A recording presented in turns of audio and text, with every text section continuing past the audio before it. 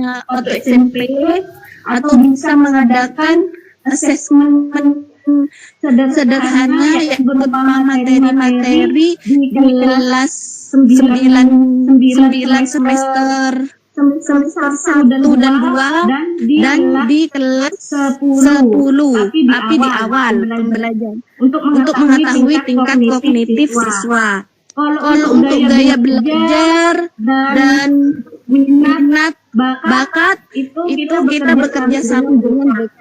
Biasanya BK karena BK juga diklat selama 10 hari, biasanya BK memiliki aplikasi untuk mengetahui tingkat keberagaman anak di gaya belajar dan bakat.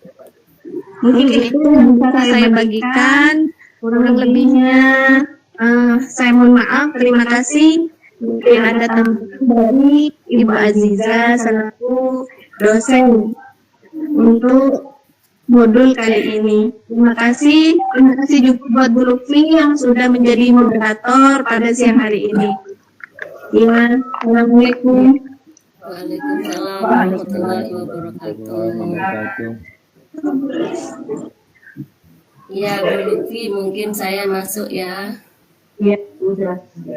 Ya, baik. Terima kasih tadi Bu Rumzil sudah menjelaskan tentang perbedaan dengan kurikulum Merdeka Belajar atau RPP di kurikulum 2013 dengan RPP di Merdeka Belajar yang sekarang diganti dengan modul ajar.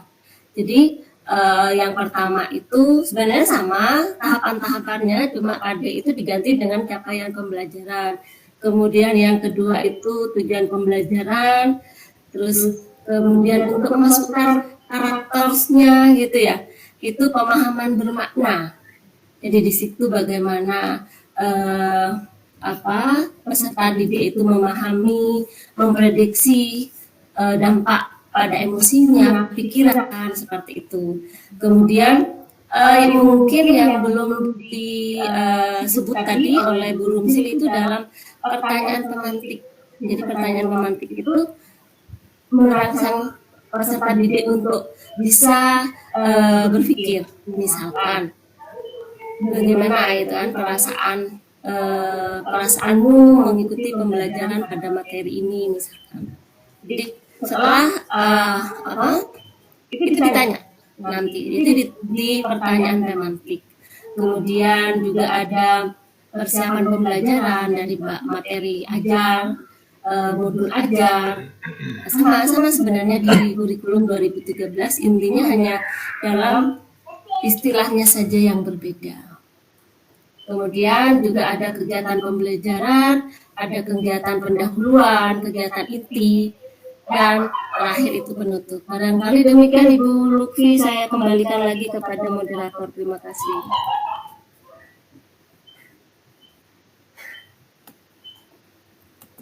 Halo Ibu Lutfi. Iya. Lalu dikirahan. Oke, terima kasih Bu Asisa yang sudah memberikan gambaran lebih luas lagi tentang kurikulum Merdeka Belajar. Nah, barangkali dari teman-teman ada yang mau ingin disampaikan keluh kesah atau mungkin hal yang mengganggu di pikiran teman-teman berkaitan dengan kurikulum Merdeka atau kurikulum K13.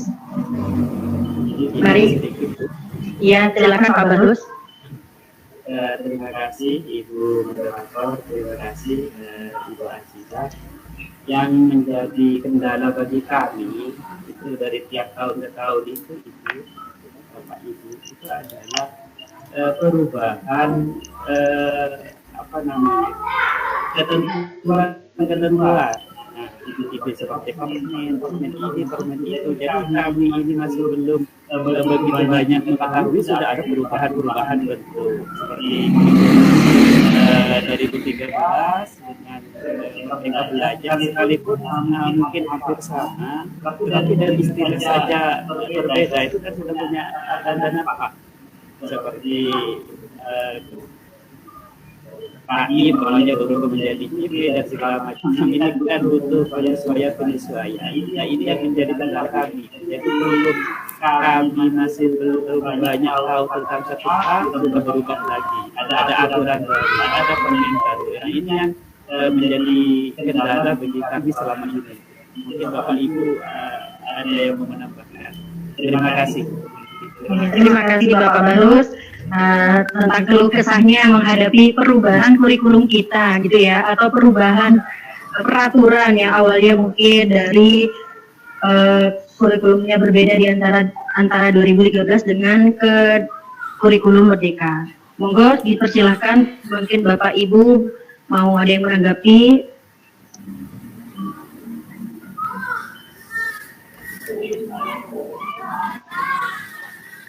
Atau barangkali tidak ada, minta bantuan kepada Ibu Siti Azizah untuk memberikan gambaran kenapa ini bisa terjadi perubahan ini, Bu, sedangkan kita masih belum memahami secara utuh, ganti lagi. Nah, seperti itu. Kalau seperti itu saya rasa itu sudah wewenang pemerintah ya. Jadi kita hanya pelaksana saja di bawah seperti itu. Jadi ya kalau misalkan ada yang baru ya kita harus update semua informasi yang terkait dengan apa, gitu kan, kurikulum apa yang dilaksanakan sekarang, kemudian apa perubahannya. Jadi intinya kita harus ngikuti saja. Seperti itu mungkin Pak Bahrus ya? Iya Pak Bahrus, Bu. Iya. Nah, kita harus siap itu. Harus siap. Jadi seorang guru itu ya saya menambahkan ini ada hikmahnya juga untuk saya ngajar bertemu dengan Bapak dan Ibu guru secara saat ini ngajar di Lokakarya ya. Jadi saya sampai berpikir wah berat sekali jadi guru gitu Bapak Ibu. Jadi kalau saya ini sepertinya ya mungkin karena ini tugas saya sebagai dosen, yang perbedaannya kalau guru itu kan tidak perlu ketridharma. Kalau dosen kan pendidikan tidak hanya ngajar tetapi juga penelitian yang tiap saat harus kita selalu meneliti, tidak hanya, dan itu selalu apa istilahnya kalau di kami itu BKD, beban kerja dosen atau laporan kinerja dosen di akhir. Jadi setiap saat harus mengerjakan tridharma itu, dan yang ketiga adalah pengabdian. Tetapi kalau guru kan tidak ada itu. Guru hanya fokus ke pembelajarannya saja. Tetapi bagi saya luar biasa itu, luar biasa untuk harus menyiapkan EPP. Kalau di saya kan hanya RPS saja, course outline saja. Setelah itu sudah mengalir semuanya, kreativitas masing-masing dosen tidak harus ini ada ini workshop ini ada merdeka belajar pun kita harus belajar sendiri, tidak ada istilahnya kita tidak di workshop seperti itu ya. Saya kembalikan ke Bu Lutfi, terima kasih. Terima kasih Bu Aziza yang sudah memberikan gambaran. Ya, kita memang update sekarang ya, dan siap untuk menerima tantangan. Oke, gimana Pak Barus? Ya, Bu. Ya, terima kasih. Barangkali dari teman-teman yang lain ada yang ingin menyampaikan seputar modul kita pengembangan RPP saat ini. Ayo, Bu. Ya, silakan. Ibu Halimah terus Adir. Terima kasih atas waktunya Bu Lutfi dan Ibu Siti Azizah. Ini ada banyak keluhan sebenarnya terkait dengan pembuatan RPP dan pengembangan RPP. Utamanya pada pengembangan RPP kegiatan langkah pembelajaran. Pertanyaan yang lebihkan dari saya, bagaimana cara yang baik untuk meletakkan model, metode, dan pendekatan yang tepat dalam RPP itu. Soalnya ketika kami buka RPP, yang dari pelajaran terdahulu, baik yang KTSP maupun 2013 di Merdeka, itu kami kok merasa kebingungan gitu. Sulit ya. Ada tips untuk menempatkan itu, atau ada karakteristik tersendiri dalam menyelesaikan permasalahan ini. Terima kasih Bu Lutfi. Ya, terima kasih Bu Halimah. Saya persilahkan untuk bagi teman-teman yang ada yang mau bantu menjawab langkah-langkah pembelajaran yang bagaimanakah supaya bisa meletakkan model dan metode yang tepat ketika proses pembelajaran. Ya, dipersilahkan.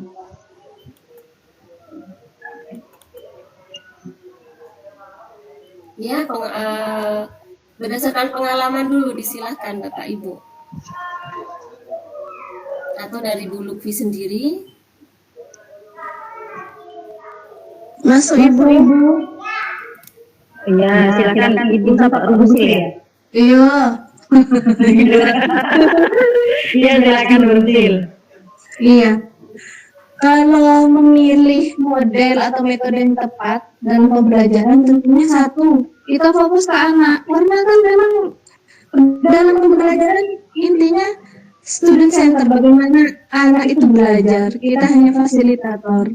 Jangan sampai kita itu lagi-lagi kembali pada pembelajaran klasikal bahwa kita yang memberikan ilmu, anak menerima. Itu. Seringkali kita itu terjebak karena kita dari dulu sering menerima pelajaran mulai dari SD sampai sekarang pembelajaran metode ceramah, dan sekarang kita dituntut untuk bisa memenuhi perkembangan anak. Bagaimana anak sekarang menjadi center, student center, siswa yang menjadi pelaku. Kita hanya fasilitator, guru hanya memfasilitasi. Jadi, ketika ingin mencoba pembelajaran itu maksimal, maka kenali anak, kenali kebutuhan anak, kenali keberagaman anak, kenali potensi anak, bagaimana kesukaan anak, sehingga pembelajaran yang kita laksanakan benar-benar mencapai pada tujuan pembelajaran. Itu mungkin masukan saya dan pengalaman saya. Contoh yang dilakukan di kelas, kalau mengisi kelas itu adalah game based learning, karena anak-anak sekarang itu sudah tidak bisa lepas dari yang namanya gawai, gadget, teknologi, digitalisasi. Jadi memang anak harus dilihat minat dan kesukaannya, sehingga pembelajaran terasa menyenangkan, terasa happy, dan ilmu yang diperoleh juga langsung masuk. Mungkin itu yang bisa saya bagikan.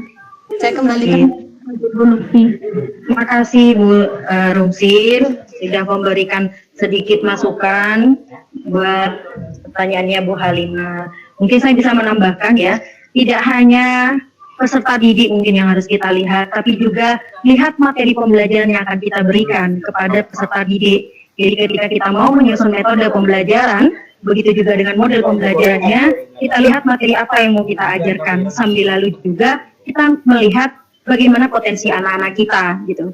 Jadi setelah melihat potensi anak, nanti kita juga menyandingkan, wah ini apa, kalau materinya seperti ini, bagusnya kita pakai apa. Nah seperti itu mungkin tambahan dari saya. Itu silakan untuk Bu Halimah terus.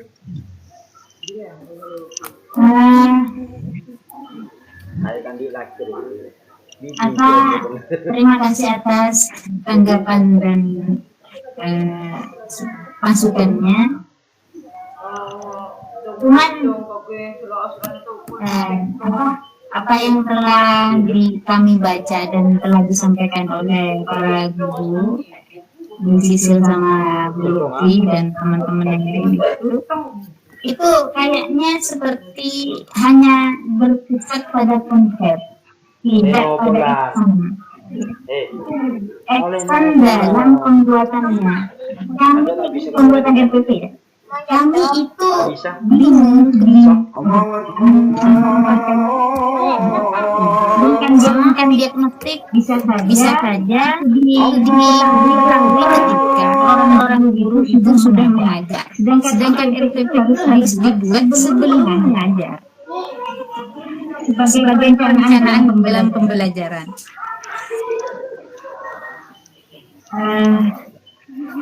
Bagaimana itu caranya, Ibu?